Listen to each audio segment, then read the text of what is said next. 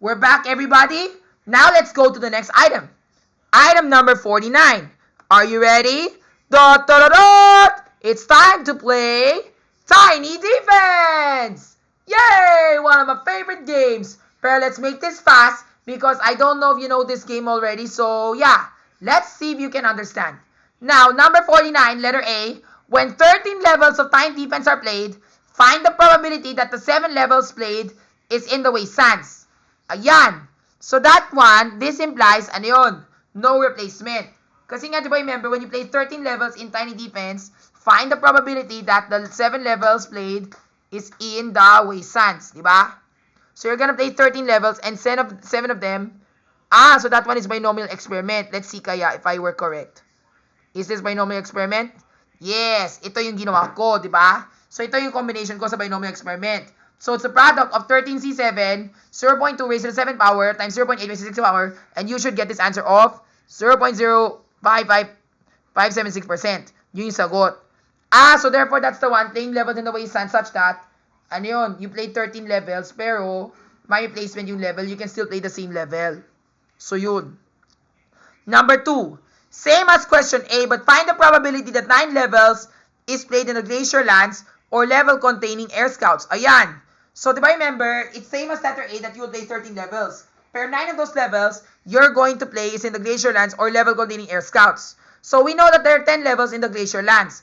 Pero the levels that contain Air Scouts are this. Diba, 1-1 to 1-10, they're Air Scouts. Tapos 2-1 to 2-3, they're also Air Scouts din. So, therefore, that's 10, diba? So, therefore, that's 10 plus 10 plus 3. So, 23. So, ito yung solution ko. So, therefore, it's combine of 13C9, 0.46 raised to the 9th power. Diba, 0.46 is the same as 23 over 50. Diba? Diba, remember, we multiply by 2, so it becomes 46 over 100. And then, 0.54 raised to the 4th power. At yun yung sagot. So, the answer is 5.61%. Yun yung sagot dapat. Next, letter C. Mabilis lang to, okay? Same as question A, but find the probability that at least 10 levels in the green fields or containing a time bomb is played. O yan, di ba, there are 10 levels in the green fields, di ba? And then, di ba, there are levels containing time bombs, and that's in level 210 and 310. So, therefore, that's, ano yun, 12. So, therefore, that's 12 over 50, which simplifies to 24 over 100. Tama? So, 0.24%. So, same as question A, but find the probability that at least 10 levels is in the green fields or containing a time bomb. So, therefore, all we have to do is to add. Diba? So, ito na yun. So, ang ginawa ko dito ay, ito yun. Sinam ko lahat. So, therefore, this is na yun. Ito yung solution sheet ko, diba? So, here it is. This one, if you're going to play 0 levels, at least 10 levels, diba? Hanggang dito sa 13, diba? So, this is the one I got. So, this is what I did. Combine 13 of this item here. And then, tama, 0.46. Because, diba, remember, there are, ano yun eh. Teka lang ha. 10 levels in the green fields, that's supposed to be 12. Not 0.46. Ano ba naman yun? Bakit kaya naging 0.46 yun? Eh, kasi nga maybe because I thought kasi it's ano yun eh, sa Air Scout. Pero yun pala, that's supposed to be ano yun. At least 10 levels in the green fields or containing a time bomb. So, dapat that's supposed to be ano yun, 0.12. Not 0.46. That's ano yun, 0.12. 0.24. So, dapat ito ay 0.24. Yun yung probability of success. And then, 0.24 minus 1 minus 0.24, that's supposed to be 0.76. Diba? 0.76.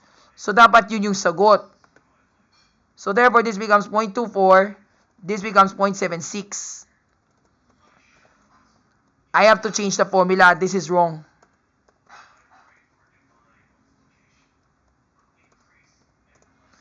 Let's see if I can drag it na lang para mas mahusay. Yun, di ba? Yes, di ba? At least everything has already changed. At saka dapat yun yung sagot. Okay? So, let's see if we get it right. So, this is the probability of success. 13C0. And then 0.24. That is 12 levels. That contains a time bomb. And then 76 of them does not require a time bomb, di ba? And then this is the answer that you will get, di ba?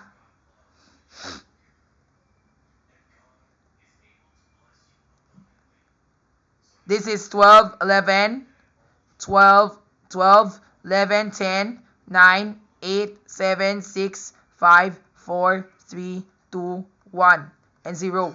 Diba? And then you're gonna have to get this answer. When we sum everything up, we should still get 1. If you get that answer, you are correct. And then find the probability of playing at least 10 levels in the green fields or containing a time bomb is played. So at least 10. So therefore, kahit 10 or more than. So therefore, ang ginawa namin, sinam na namin lahat. So ito yun. We sum P293 to S93. Ito yun. Teka. Maybe that's not it. Maybe that was a different answer. Ginawa ko letter E. This is letter D. Kasi yung ginawa ko dito, this is supposed to be 0.24. Mali ako. Sorry. Wait lang Tama nga pala. This is the one. Kasi nga this one, that's supposed to be letter B. This is the B solution. Tapos ito naman ay letter C. Ito yung letter C. So this one is wrong. So this is letter C. Okay? So yung hinanap namin. So therefore, from 10 to 13, this is supposed to be product of 13C, 10, times 0.24. Diba remember, there are 12 levels that consist of time bomb, the satisfaction raised to the 10th power, and then the rest are not. And then from there, we sum everything up to get 1. And then we get the answer here, sinam namin lahat. So therefore, this should be our answer. Our zero should be 0.0068868%. Yun, di ba?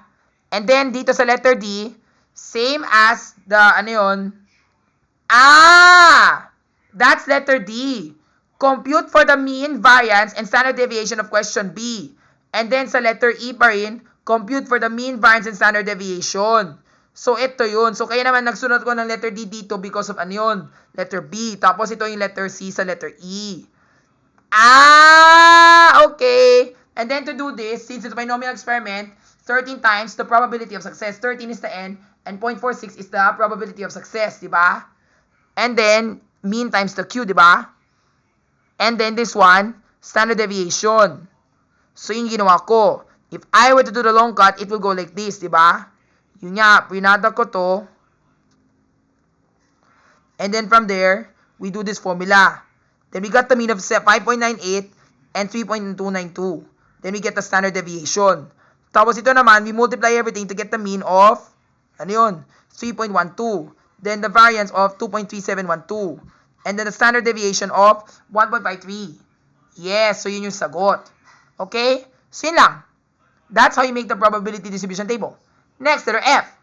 After rainfall, an average of 2 mini-robots are slightly being damaged. Find the probability that 6 mini-robots are slightly being damaged after the rainfall. Ayan, that is in the green fields concept. Kasi nga what I'm talking about here is, tungkol sa sa mga hazards sa tiny defense, di ba? So letter F, di ba remember sa rainfall sa green fields, there are 2 mini-robots that are slightly being damaged. Ibig sabihin, di ba remember when you see a mini-robot that's smoking, na damage na yan. So find the probability that 6 mini-robots are slightly being damaged after the rainfall. So that is Poisson probability distribution table. So ito yung solution na ginawa ko. So, X is 6, mean is 2, and false because you want to get the probability itself. At yun yung sagot. 1.20%. If I were to do this formula, the Euler, this would be a long formula. So this is more direct. Next, letter G. The average number of drillers touching barrier bolts at a time is 2.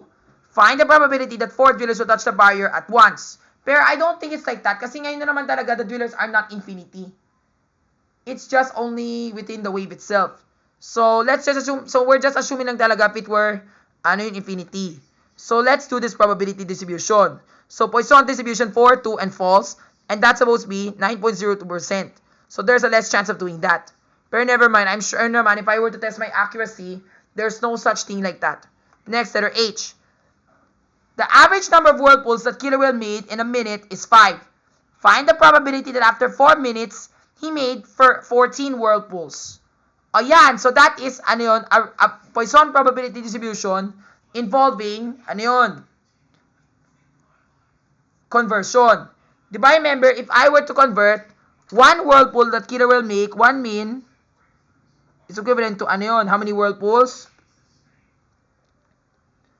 5 whirlpools, di ba? 5 whirls, di ba? Pero kapag ano yun, for min, that's 20 whirlpools, so 20. Di ba? So now we have our new lanta. So 20 will be our new lanta. So ganito kasi yun. So Poisson this, 14 is our x, 20 is the lanta, and then we want it false because we want to get the accurate value. And that's 3.87%. Next, letter I. The average number of enemies being binned out in a glacier lands level is 3. Find the probability that the number of enemies binned out is less than the normal average number. Ibig sabihin, it's less than the normal average number, which is 3. Diba? So there's a formula that you can do here. Ito yung solution. You can do this. Diba? Remember, ang ginawa ko dito ay sum of the Poisson distribution table is 1, 3, and false plus the Poisson distribution 2, 3, and false. Pero, did we also add 0? We didn't even add 0 kasi nga, it's very crucial talaga to bin out enemies in the glacier land. So, therefore, hindi pwede kasama yung 0. So, if I were to apply this function, yung Poisson distribution, and then, x is 2, and then mean is 3, and then true. Ito yung kasama yung 0. And of course, we don't want that. Okay? Unless we were to do Poisson distribution 0, 3, false, this will be the answer. And then we subtract. Minus yung 0. Tama, you still get the same answer. Okay? Next, and that will be 37%. Now, for letter J, during the final wave meteor of stage 5-9, force the average number of mini-robots being killed. Find the probability that at least 8 of them are being killed. Ayan, that is a Poisson probability distribution table that consists of more than 8. Di ba, remember sa final wave meteor ng 5-9, if you watch my gameplay in Tiny Defense, the machines are getting so incrementally insane that they're trying to sabotage my defense. Pero sana, I hope not. Because what you call this, if they were to sabotage my game, that's the problem. So 4 is the average number of mini-robots being killed in that game. Pero find the probability that it will be 8 in the final wave meteor. So at least 8. So therefore, we're gonna have to do the Poisson probability distribution here. So ito yung ginawa ko, di ba? Poisson F 2998 false, di ba? And then this one, di ba? Up to 7. Tapos ang ginawa ko, sinam ko lahat. Di ba? To get 45. And then I did 1 minus the summation of everything. And you will still get the same answer. Now, let's say we will still do it the same answer din. So, first we type there in the Poisson distribution cumulative function. Since at least 8, therefore, it should be 8 or more. So, therefore, we need to get 7. 7, mean, 8, and then true. Diba? We get this answer. And then, 1 minus this answer here, so we can get the one that's more than. And tama, it's the right answer. 54.70%. So, yun yung sagot.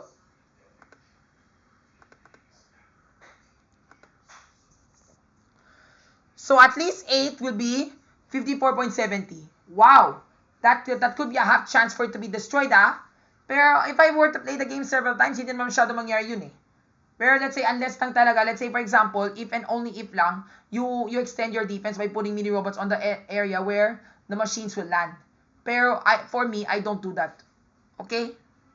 Unless I want to because I want to try a new strat or something. Pero in general, hindi ako ganun. Next, letter K. Find the probability that any level dedicated to young men is played on after the 9th trial. So yan, this implies a geometric probability distribution table. Yun na naman any level played for the young men, di ba? And there are 3. Di ba? Not like in the new version, there are 4 or 3 depending on the situation. Pero next time na lang I'll teach you that. So this is how it's gonna go. Di ba? So this implies a probability distribution table. So ito yung solution ko. This is 1. So, di ba remember, this is the probability of failure. 0.94 because there are 47 over 50 levels that are not for young men. And they are being raised to the 0th power. Di ba? Times 3 levels are dedicated to young men. And dapat that's the answer. Now, if it were 2 naman, and then 3. 4, di ba? Pero sabi ko dito, ano yun?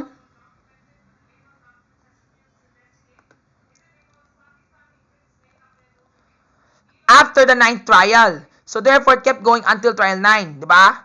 That means it's from 10 and so on, di ba?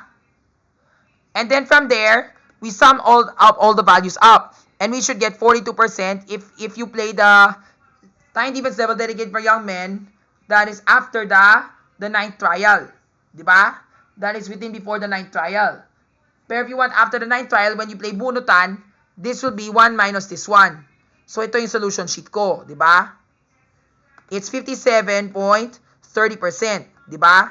So 1 minus the answer that I put here. Can you see what I'm doing? Yes, diba? Next, letter L.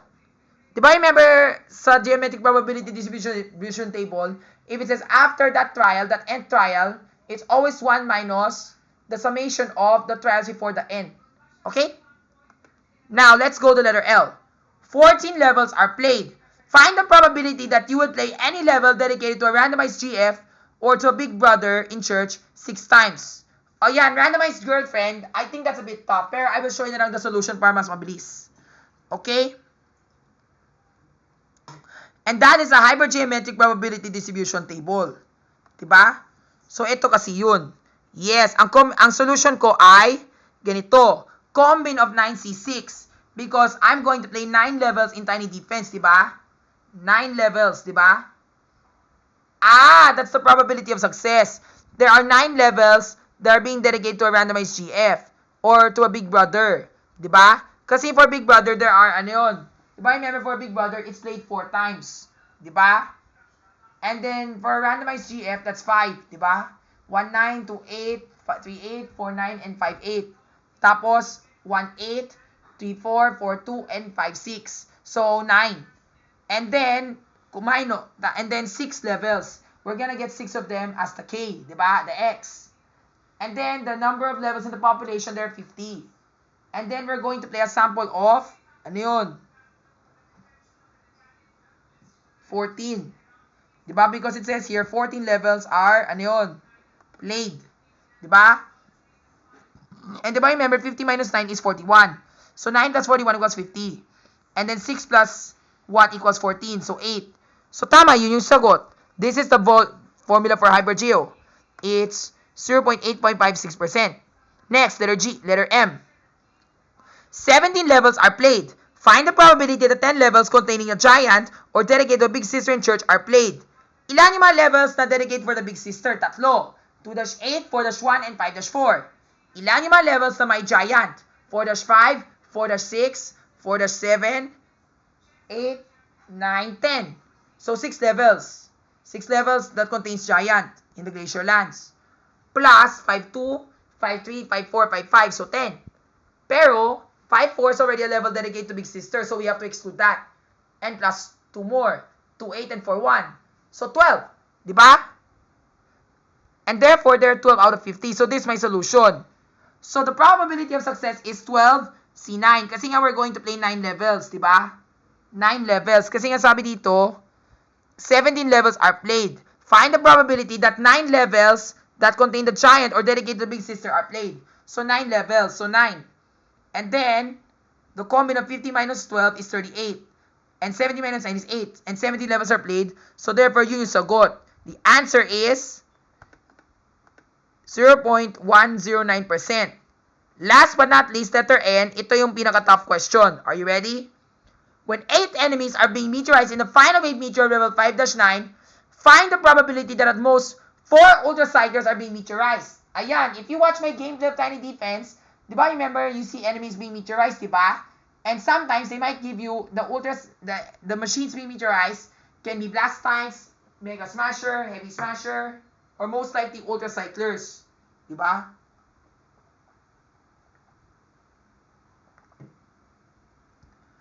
Ang tanong dyan, find the probability that at most 4 of the ultracyclers are being meteorized. At most 4, that means less than 4 ultracyclers. So yan, that is implying the, what you call this, the hypergeometric probability distribution table. So, capital N is 14. Diba? Because there are 14 enemies being meteorized. Diba? Let me write it down. Capital N, 14. Diba? Lowercase n, 8. Tapos, number of successes, okay, there are 6. Kailangan namin yung x ay less than 4. At most, 4. That is the least that you can get. And then we work on the probability distribution table in Excel. So, ganito kasi yun. So, ito yung ginawa ko. 6 combine 0. That is for ultracyclers because there are 6 ultracyclers. And then there are 8 other characters who are not ultracyclers. And then 14C8. Diba? And then 8 minus 0. That means the other machines will be meteorized. So, yun yung sagot. And then for 1, ito yun. Diba? This will become 7. 1 ultracycler is meteorized. This one, if 2 ultracyclers are being meteorized. This one, kapag tatlong ultracycler. 4, 5, at 6. And then we sum everything up so we can get 1. Pero ang kailangan namin at most 4. So therefore, ang sum namin ay ito. Ito yung ginawa ko. We summed up from 0 to 4. And that's supposed to be 87.8787%. Wow! Grabe naman yung chance doon, ha? So, yan. Okay. So far, so good. Last item. Are you ready? Let's go! Last number na to, ha? But after that, mag-party na tayo! Yay! Speaking about party, we're gonna play... Yaha! I already know who's that voice.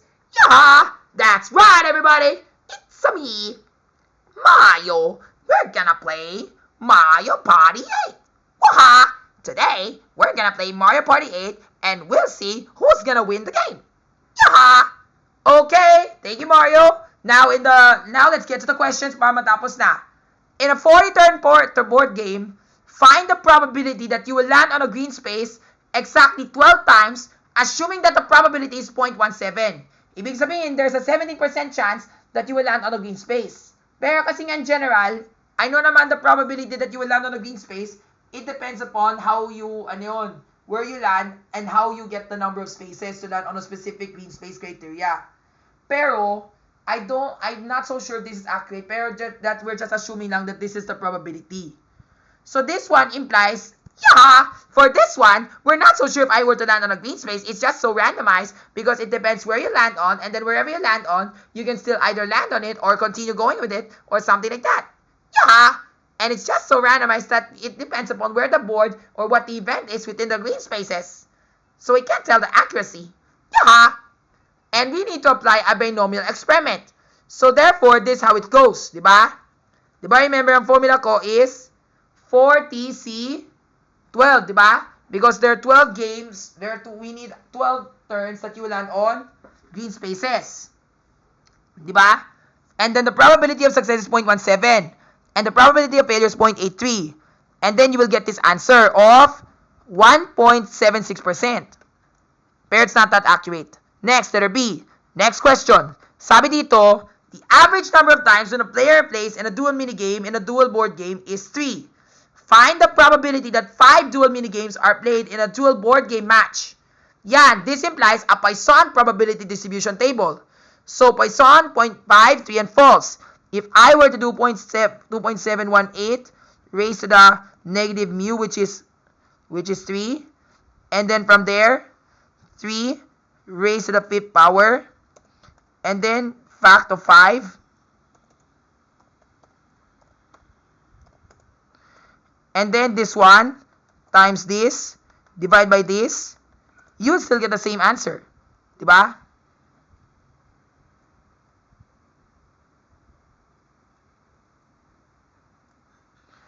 At 718 pala, not 178.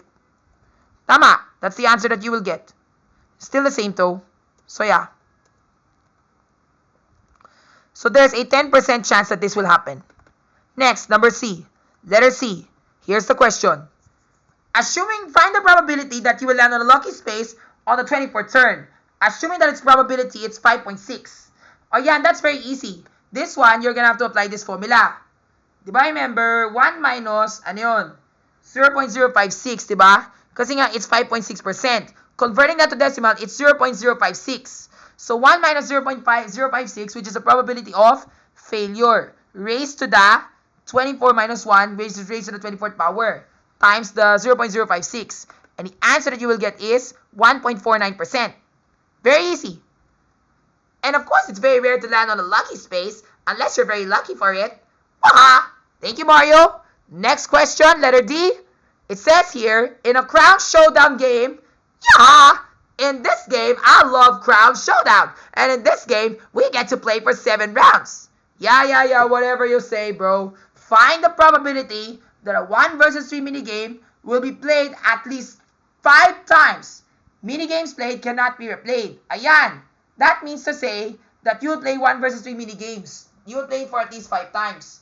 And they cannot be replayed anymore. So, ibig sabihin, yeah, that means to say if you visit me at Crown Showdown, we're gonna play a randomized game. The minigames at Crown Showdown are randomized. And we will play a combination of 4-player, 1 versus 3, and 2 versus 2. And we're gonna play for 7 rounds. But sometimes the opponent might win. But if I were to win, that's exactly 7 rounds. Yeah, kasi nga sometimes, if the opponent were to win, sometimes it will be played for 8 rounds or 9. Depending on how the game flow goes. Kasi nga the goal for Crown Showdown is, if you reach the maximum number of wins, then you'll be considered the winner. Okay? So yun. So, diba remember, in this game, in Crown Showdown, Mario and his friends played for 7 rounds. Find the probability that a 1 versus 3 minigame will be played at least 5 times. So, that is a hypergeometric probability distribution table. So, we know that in 4-player, there are 18 games. Pero, there are some games that we can include. And that is the water ski spree. And then, yung 2 versus 2, the bonus minigame is not allowed. Kasi yun na naman, in Mario Party 8, the bonus minigames cannot be played in a Crown Showdown. They cannot allow the bonus minigames. Because if they were to play the bonus minigames, unfair. Everybody will win. They only play the bonus minigames for collecting coins for their next turn. So, yan.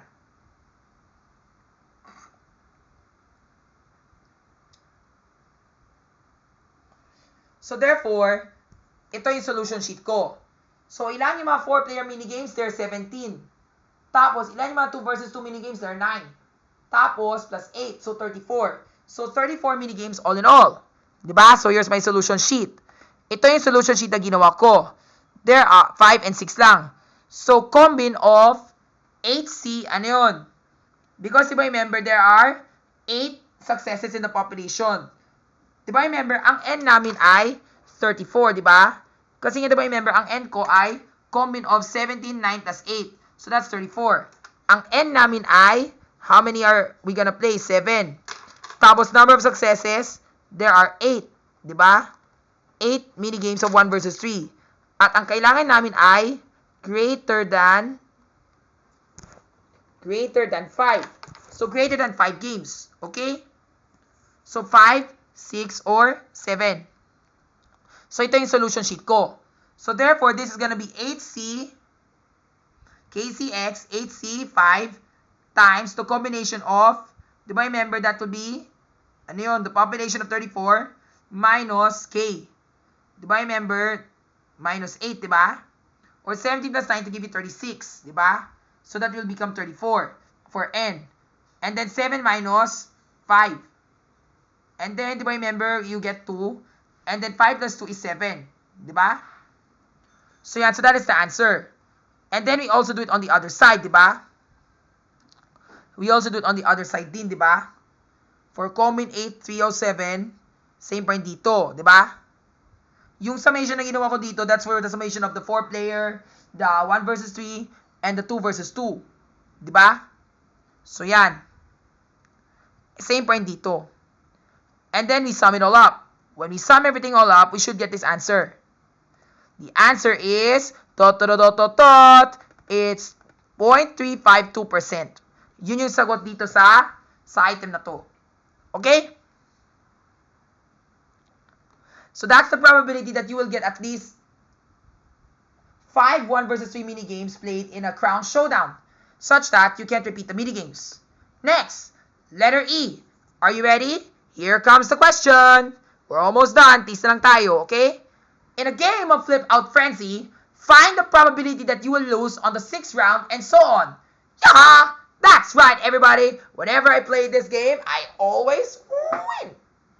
Yaha! Because I'm the best when it comes to playing Mario Party 8. And I never lose. Yeah, so when you play at the flip out frenzy, you will lose on the 6th, 7th, 8th, and so on. So that implies a geometric probability distribution table. Diba? So if you're going to play flip out frenzy, there could be one winner. Diba? There are 4 players, diba? And you're the only one who's going to win. Pero 3 of them must win. So therefore, in the first round, so ganito kasi yung proseso. So, diba ito yun? Diba remember sa first round, you win. So, therefore, there's 1 out of 4 players who will win. Ito yung second round, you win again. Ito yung third round, you win again. Tapos yung fourth round, panalo ka ulit. Tapos sa fifth round, panalo ka. Pero doon sa sixth round, talo ka. So, therefore, that's supposed to be 3/4, diba? So, therefore, this is the probability. 1/4 raised to the 5th power times 3/4 raised to the 1. That is the probability of success that you will lose on exactly on the 6th round. Pero, it's supposed to be and so on. So that means matatalo ka sa 6, 7, 8, and so on hanggang infinity. So therefore, it's 1 minus this 1. Diba? So ito yung solution sheet ko. Let's look at my solution in Excel. Yes, ito yung solution sheet ko dito. So this is what I did here, diba? So ito yung sinabi ko dito sa letter E, diba? 1, this is the probability of success, diba? 0.75, that means ano yun?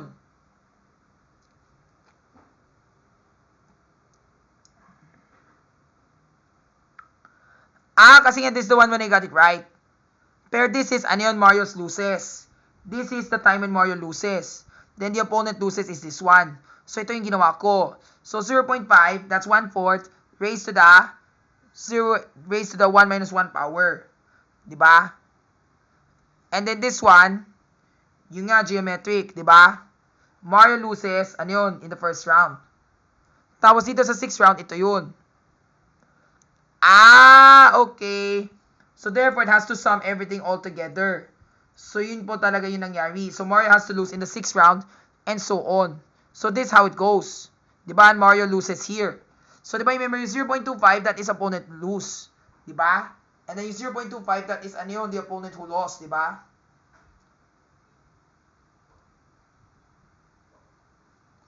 So yun. And then this one, Mario won twice. Mario won in 1 game na already. This one, it's the first game, Mario lost. Diba?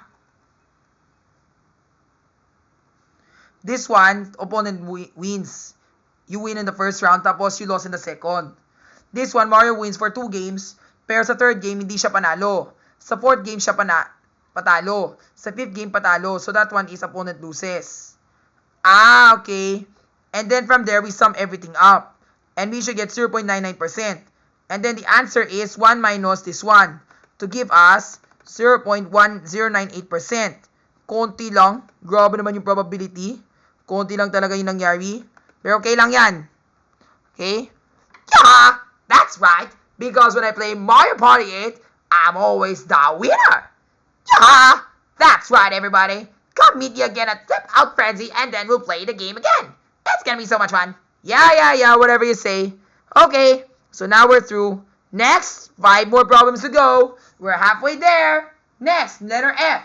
The average number of Thrice candies a player eats in a 50-turn board game is 10.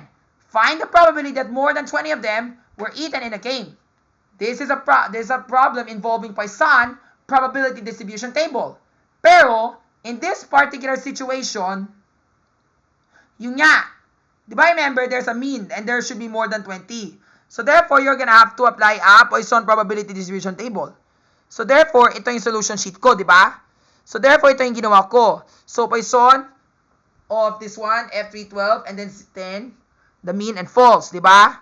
1, 2, 3, 4, 5, 6, 7, 8, 9, 10, 11, 12, hanggang 20. Kasi nga sabi ko dito, more than 20. Di ba? And then we sum everything up so we can get this probability. And if I were to make a graph, this could be better. And it's supposed to be 0.99. And the answer is, this is the answer. 1 minus this one. Ito yung solution sheet ko. 1 minus the summation of everything. So I can get this. Or, if you were to try another function, ganito kasi yun. Nano mo talaga yung Poisson. Tapos, forward to true. Diba? So you type there your, ano yun, your x. Your x is supposed to be less than 20. So therefore, less than 20, di ba? So this ones will be from 0 until 20. So therefore, 20, and then the mean is 10, and then true. What answer did you get? Did we get the same? Yes, you still get the same answer. Then, 1 minus this answer here. So tama. That would be the probability that more than 20 Trice candies will be eaten in the gameplay, 50-turn board game. And that's really, really, really rare for that to happen. Next, letter G. Sabi dito, in a minigame called Flip the Chimp, no! Fuck that game! Putay ka talaga yung mga unggoy na yan. Tignan mo sa paggawa na. Huwag ka na magmura. Putay ka mo. Ayoko na talaga magmura, ha? Focus na tayo. In a minigame called Flip the Chimp, the average number of coconuts that fell every 15 seconds is 4. Find the probability that at least 9 coconuts fell after 30 seconds. Pero I think in general, when I play the game called Flip the Chimp, they have a specific timing for when the coconuts fall. Pero let's just assume lang talaga that there is no specific timing. I'm just assuming lang. Pero this is not really true. Pero I'm just doing this for a problem lang, guys. Okay? So, yan. And this is a Poisson probability distribution that implies conversion. So, ganito kasi yun. Di ba, remember, in one game, di ba, remember, every 15 seconds, 1 coconut, 15 seconds, di ba? Di ba, remember, the average number of coconuts that fell every 15 seconds is 4. Di ba? 4 coconuts every 15 seconds. Pero, kapag 30 seconds, that's supposed to be 8 coconuts in ratio. So, 30 seconds. Okay? That's supposed to be our new lanta. Our lanta will be 8. Pero ang kailangan namin, at least 9. So, ganito kasi yung solution sheet ko. Here's the solution sheet. Ito yung ginawa ko. Poisson probability distribution, 0. Then 8 because it's our new mean. And then false. Same as what I've done here. And so on hanggang dito. Hanggang 8. Pero ang sabi dito, at least 9. So, therefore, 9 or more. So, therefore, this would be our summation. Okay? Now, if we are to do this probability distribution, Poisson, and then we have the mean. What is our mean? Up to 8, diba? 8, 8, and then true. Diba? What do we get? We still get the same answer. And then 1 minus this one, because we want 9 and so on, to give us 40.74%. So that is a very rare probability chance for that to happen. Or somewhat getting there to likely. Something like that. Okay? Next, letter H. In a minigame called Jump Rope, that's right. In a game of Jump Rope, mamatay na kayo dito sa Jump Rope ko. Mabilis na ako mag-swing yung rope para mapatalano na kayo. Mambobo kayo, mambusig kayo, matahan kayo, maputa na. Huwag ka na magmura, putay ka mo. Gago kasi. Gago kasi, rap and lancido, puta ka mo. Okay, so in a minigame of Jump Rope, the average number of swings that a player does in a match is 13. After 6 matches, find the probability that at least 56 swings has been done. Okay, so this one implies another ratio proportion. So, diba remember, one match is worth 13 swings. Pero, it says here, after 6 matches. So, after 6 matches, at ilan yung swings namin? 78. So, yun. Ito yung solutions ko. One match is worth 13 swings. So, therefore, our new lanta will be 78. So, ganito kasi yung solution sheet ko. Let's go back to the problem. So, therefore, di ba remember ito yung solution sheet ko? Poisson, 0, 78, and false. So, that'll be our lanta. Hanggang dito sa ano yun? Wow, ang dami pa. Hanggang sa ano yun? Sa number 56. Pero if I were to do this can show us more emphasis. Diba? And I'm afraid that'll take forever. And then we sum everything up so that we can get the answer. Or, what you could rather do is this. Para hindi ka maglagay yung sagot, you can do this. Poisson distribution of x. Diba, remember, we want less than 56, diba? We want all 56, diba? So, 56 and the mean is 8. 78. And then true. Did we get the same answer? Yes, diba? It's 0.005. Did we get that? Let's see.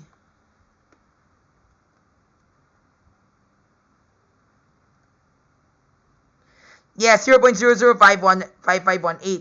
That is the answer, diba? And then, 1 minus this one so that we can get the answer of 0.9944820003. That will be our answer in our Poisson probability distribution. So yan.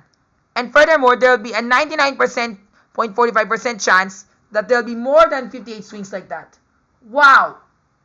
I've never noticed something like that. That's kind of rare for me to watch. Pero I'm just assuming lang that this is the problem. Pero in general, I don't think I see that in my games.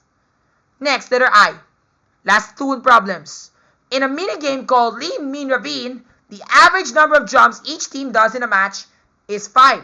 Find the probability that more than 17 jumps is done after 5 games. So yan. So that implies the Lanta formula. Pero I think when I played Lean, Mean, Ravine, the maximum number of jumps I can do is up to 6 lang per game.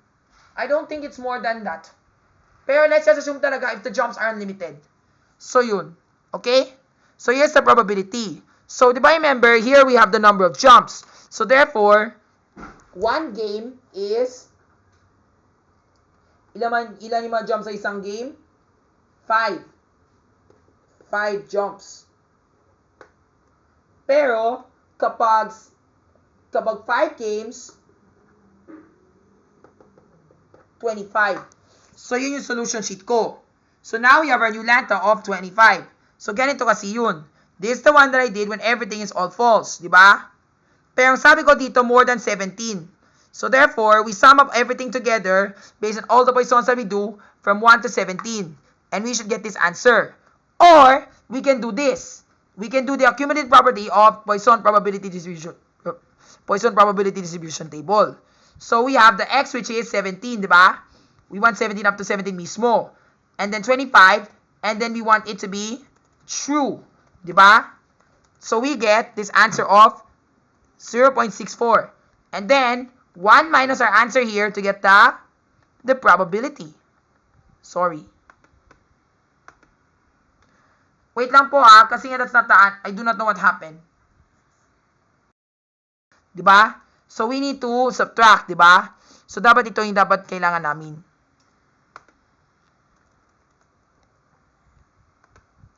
Yes, it's 93. It's 93.9%. Did we get that?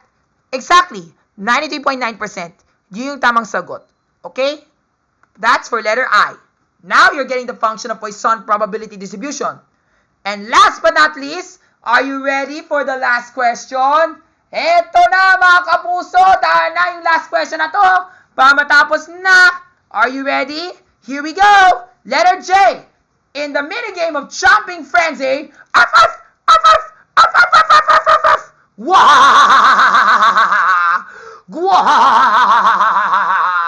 I'm so hungry. I wish I can eat again. Hey, Rafi, why don't you play the game of Chomping Frenzy again? Because I'm so hungry. And if you don't feed us in time, we're gonna snack your ass just like shit.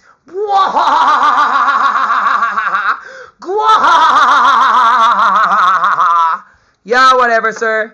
Come on, come down to the Chomping Frenzy and feed us! Iba na lang, huwag na tayo maglaro. Mag-focus na tayo para mamaya maglaro na tayo. That's the spirit. So remember, when you're done watching this video, go play Chomping Frenzy. Do not go to school. Puta, inga mo. Tarantado ka. Kailangan ko ng education. Ano ba kayo? Mga bobo kayo? Lahat kayo galing sa squatter? Puta, inga mo. Sige nga, balik na tayo. Wah! Mika ka na. Wah! Gusto mo to? Pok. Gago ka. Puta, inga mo, Senator Bong Revilla. Diba na kung yung balak mo? Maparusahan ka kay Lord Jesus. Puta, inga mo talaga. Sige nga, balik na tayo sa letter J. So dito, the average number of chumps fed in a minute is of course, since gutom na kami, kakain tayo ng 35 pesos. Pero, ang tanong dito, hanapin nyo yung probability na more than 400 of us, na more than 400 ay kinakain pagkatapos ng 3 minuto. Okay, so that's the question. So, in a minigame of Chomping Frenzy, the average number of chumps being fed is 35. Now, we need to change our Lanta. So, therefore, ito yung probability. So, di ba remember, 1 minute is 35. Pero kapag 3 means, that's 105. Because 3 times 135 is 105. So yan. Now, our question is, find the probability that at least 400 of us, ang dami yan, mga squatter kayo. Hindi kami nagbubusugan. Palagi kami nagugutom. Gutom na naman kayo. At saka gutom na kami. Nasaan yung pagkain? Mga bobo kayo. Tumigil ka na, sir. Huwag ka na makulit. Tapusin ko yung problema ko, ha? Ay, nako, it's for the viewers. Tapos, nubunting ka dito. Wala akong pake. Shut up. Okay. So, ang solution dito ay ganito. Here's what I did in the Excel. Di ba, remember, sabi ko dito, this is my solution. Poisson probability distribution of 0, and then 3 times 35 to give me 105, and then false. And then, because I have to keep this up to 400, so I did this up to 400. I drag it down until I reach all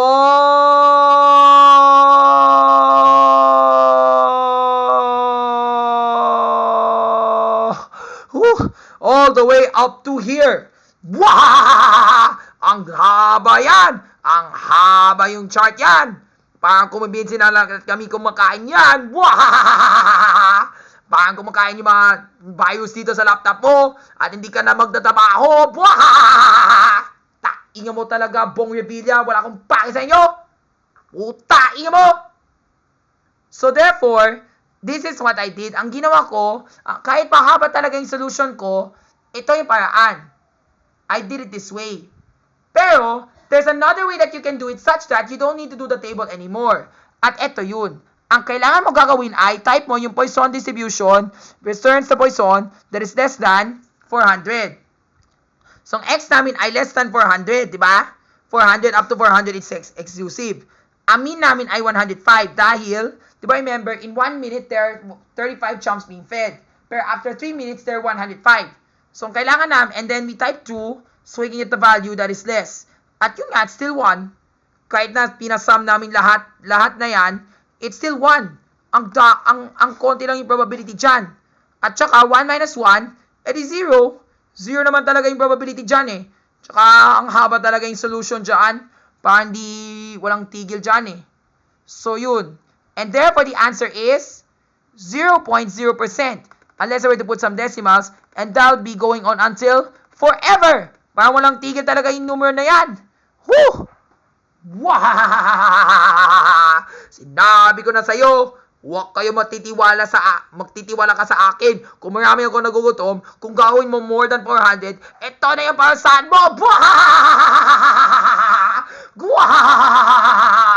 At ito pa, pag maglaro ka ng Jumping Frenzy, kapag di ka nag-feed me na more than 400 times, ang challenge mo ay magsubuhin mo ka na may 400 times consecutively bago ka mag-game over. Diba? Pag laro ka ng Jumping Frenzy, kapag naggumanon ako, tapos ibig sabihin, talo ka na. Kaya mo yun na more than 400? Oh my God, sir, please! Ayoko! Kaya naman.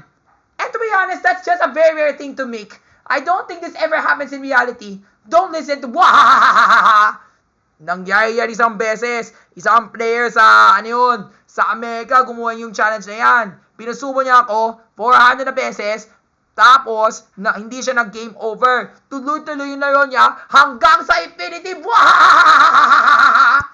Ewan ko na sa'yo. Mulis ka na dito, tayo mo. Huwag na tayo mag-iatro. Tayo mo. Mag-aral na tayo. Huwag na tayo maglaro. Tayo kayo.